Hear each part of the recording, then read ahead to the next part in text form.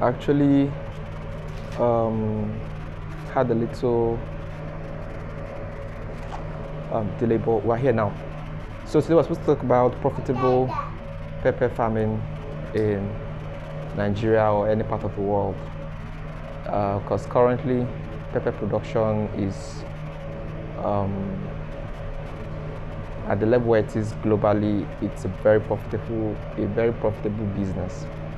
And in the last live session we had, I made us understand that when we're talking about farming, you mustn't be there in the farm to be part of the agricultural value chain. You could be in pepper farming, but in the other value chains that exist. So today we'll look at a few opportunities and how you could actually become profitable growing pepper. We have some people that are, but then you could actually make a lot of money being part of the agricultural value chain that that's pepper itself provides. All right, so first of all, I want us to understand that when we talk about pepper production, at the moment there is a global scarcity for it. In China, there's pepper. I'll still give some of these instances later on. In the US, there is need for pepper. In Africa, there's need for pepper. In fact, the other day I was checking Ghana. Ghana is actually the same way pepper is expensive in Nigeria, relatively expensive in Nigeria. It's the same thing happening in Ghana. It's the same thing happening in Cameroon. And the other day, one of my customers, was talking to me about the fact that Cameroon imported, or more like Cameroon exported bell pepper into Nigeria, and they were selling for a lower price than what we're offering the market. And I was amazed because probably they've studied the market and they've seen that Nigeria at the moment there is a big demand for pepper, and so some of those there are some people that go ahead of others. So I believe a few investors decided to farm bell pepper and export from Cameroon to Nigeria. I was really astonished, I was surprised, but then once you know that there's an opportunity here, you find a way to step in. And like I said earlier on, you don't have to farm pepper to be part of the profit that comes from it. The farmers are not even the one making the most of money in pepper production. Profitable is the kind of seed that is used. So in the shortest period of time I have with us here this evening, I'll be sharing some things that if you can implement, if you can add to what you know, you could make more.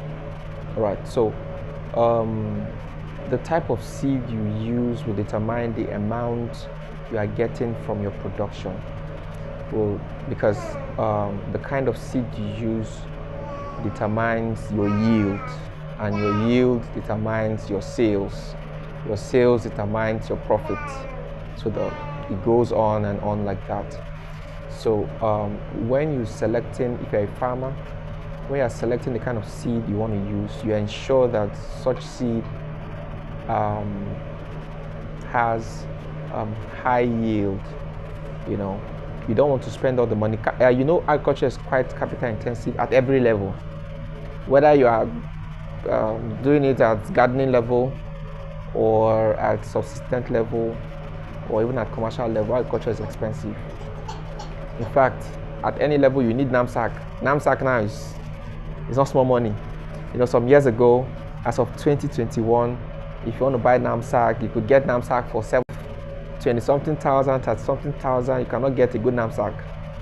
In fact, I don't even think there's any knapsack that's less than 20,000 right now. So even if you're a gardener, just what you need to spray your plants, just to spray alone, is already 20,000. So it's capital intensive. So you want to make sure that whatever you're doing, you are making, returns. You are making enough money out of it. So whether you are farming the pepper or not, you have to ensure that the seed you are working with is a good one. Because apart from high yield, we also have to talk about the quality. In the market out there, we have different grades of pepper. You have grade A, you have grade B, you have grade C, and the likes of it.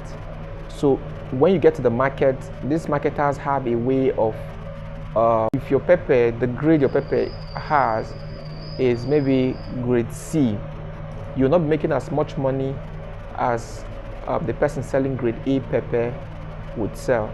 So even when you're a marketer, even when you are taking from farmers and selling to local market people, you must ensure that the seed the farm you are buying from, you have to verify that the farm you are buying from, the seed that they're making use of, the quality falls within the requirements of grade A, or at least grade B, because anything below grade B, that's from C downward, the amount of money you make from it begins to go down. And then you can actually fool them for the first time, but subsequent time you will not be able to fool them, because if you bring a quality of pepper for them, they taste it, they sell it to their customers, they get feedback.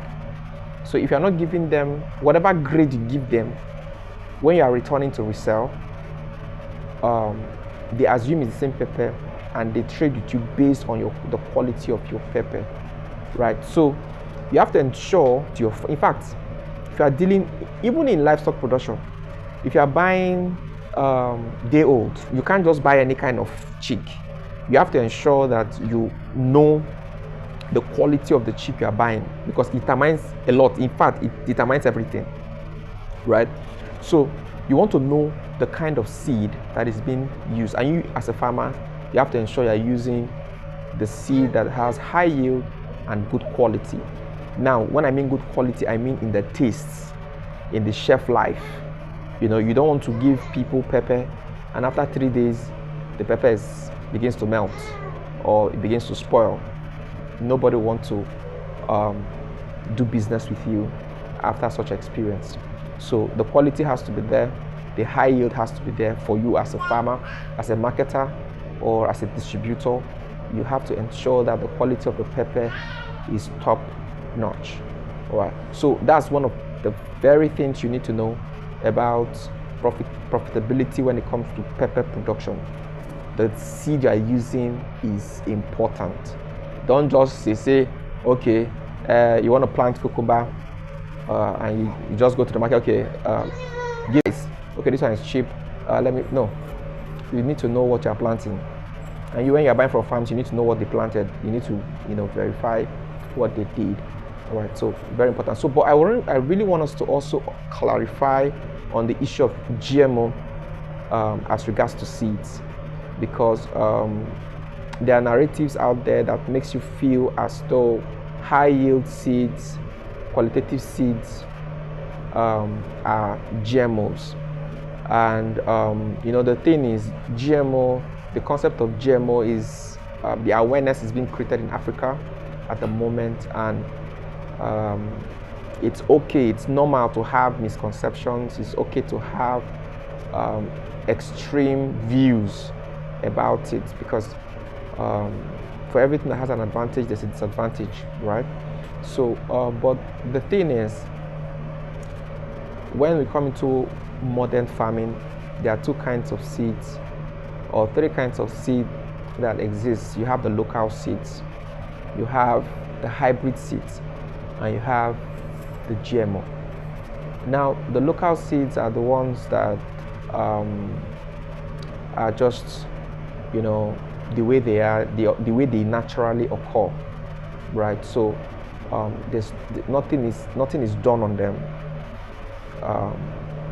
Let me use an example of something we can relate with, like your okra, for instance.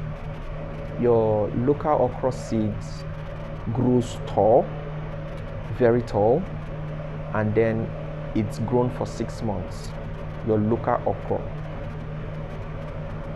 any okra that you grow below 6 months is not most modern farmers use in Nigeria. In fact, currently, even in the north, we have a lot of local, I don't mean modern farms, so I mean local farms, local farmers in villages.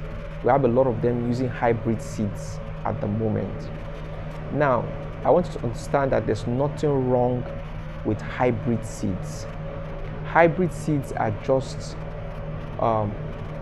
products of natural science, right? In fact, the concept of hybrid seeds happens in nature on its own. The concept of hybrid seeds is you select two different local variety that you want to take traits from, you want to take qualities from. So you could have a habanero pepper, local pepper that is very hot, right? And then you have another habanero pepper that has, strong flavor. Now, the one that has strong flavor might not be very peppery, combined to give you the hybrid. That, in fact, if you understand the word hybrid, that is just the way it is. Merging two different species to form a new species. That is your hybrid. So now, some people will not complain, okay, so why do you have to always buy the hybrid seed whenever you want to plant again? Why can't you extract the seed and reuse, And that perspective is not wrong and it's not totally out of place.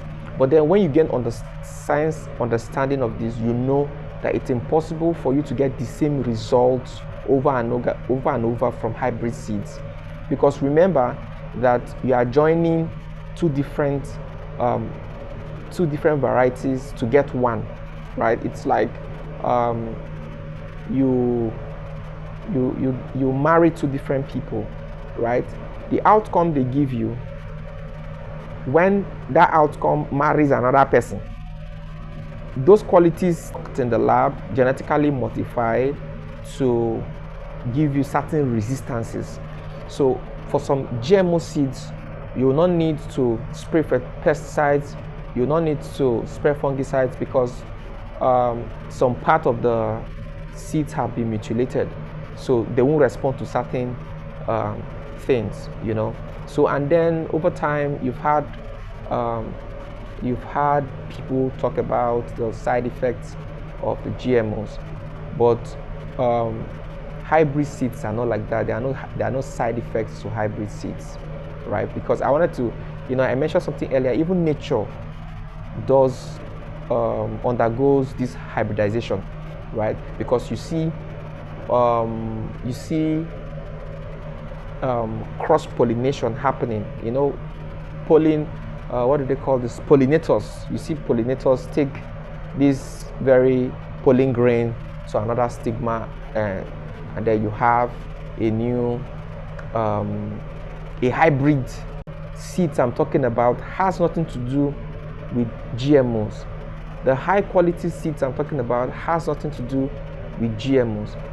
The hybrid is what I'm talking about. The high yield, the high quality are mostly hybrid seeds, right?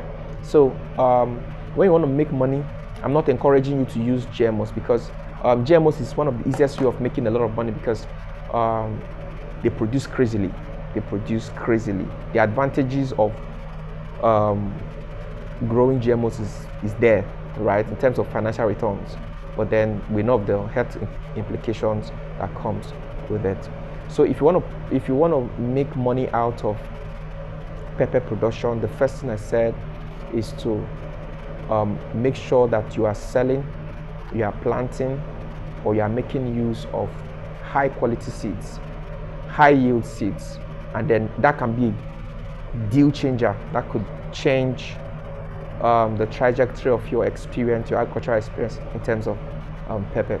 All right, so the second thing that can make you profitable in pepper production is standing.